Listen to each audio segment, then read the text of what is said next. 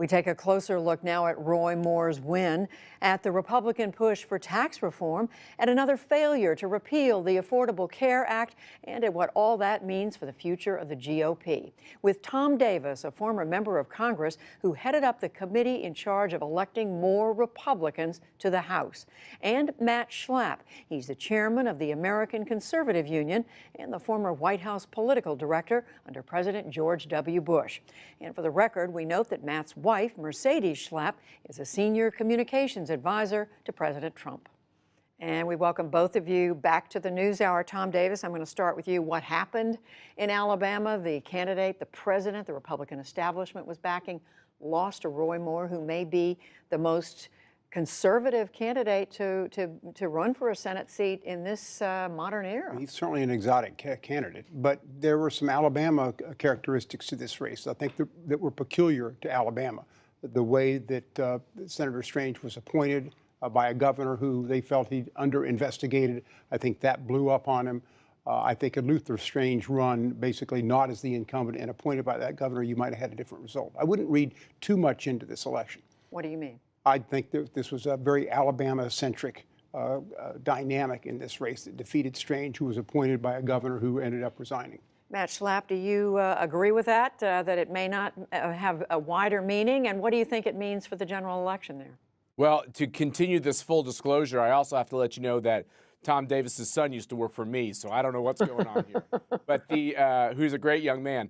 But I think that this election in Alabama actually is indicative of a very big trend that's going on within Republican politics. I agree with Tom completely that there are reasons why this election went the way it did, and it did have to do with what was seen as a corrupt bargain about the former governor and the fact that Strange was an appointed candidate, and then he got so imprinted with the leadership in the Senate. None of those things were positive. I think the big trend we have to understand is that Republicans, it's not that ideological. It's not really moderate versus conservative right now. Republicans out there in the country, they are just so frustrated that on the big central issues, they don't see Republican majorities in the House and the Senate fulfilling the promises, starting, number one, with Obamacare. And they got to get taxes done. If they stub their toe on that, we are going to be in a very, very bad situation as a party, because it's going to look like we're not delivering on the promises we've made. Well, how big a setback, number one, Tom Davis, is this for the president, for Mitch McConnell? And what is it potentially going to mean for other Senate races? Well, it's a shot across the bow to the Republican leadership in both the House and Senate that they better get their act together and exercise some teamwork and get some things passed. What hasn't been talked about, there were a couple special elections yesterday in state legislatures. Republicans lost a state Senate seat in Florida, and they lost a state House seat in New Hampshire. That was a heavy, strong Republican seat. What's happened is you're finding the Republican vote being depressed at this point. Republicans are kind of down on their party, and Democrats are really juiced at this point, have a lot of excitement, and that can really skew turnout in favor of Democrats if the Republicans don't do what Matt Schlapp said they need to do, and that is pass some of these things that Republicans elected them to do. How do you see this, Matt? How big a setback for the establishment is what I mean? It's big. I mean, and once again, I don't think it's as ideological as some like to portray it. Yes, Roy Moore is a very conservative guy, and he's a strong Christian conservative. But really, the dynamic in Alabama was who could be closer to Trump. Both Luther Strange and Judge Moore, they were running as each one was running as the Trump candidate, even though Trump endorsed Luther Strange. So that's not really the dynamic here. The dynamic that's problematic across this country is that if the Republican majority is seen as failing to deliver, we're going to have more losses. And I agree with what Tom is saying, which is I really think this is a critical moment for the Republican Party. They assume that all these Republicans across the country are going to stand with them even when things are tough, but they will not if they see us unable. Think about this, Judy. On these reconciliation votes, which is what all the health care votes have been so far and what this tax vote will be, what reconciliation means is they can do it if they want, just with Republican votes in the Senate. Even on those votes, they failed to pull together as a conference to get to 50. That is quite a stunning problem when you ran for 7.5 years after attacking the Obama agenda. So, Tom Davis, is the message then to Republicans to keep moving farther to the right, or is it to think about working with Democrats? I think Matt has made it clear they need to get things done. They need to try to solve But these how? as a team. By Look, I was in the House when we had 5- and 6-seat margins in the House, and we were able to pass legislation. It was almost as polarized as it is today, but we functioned as a team.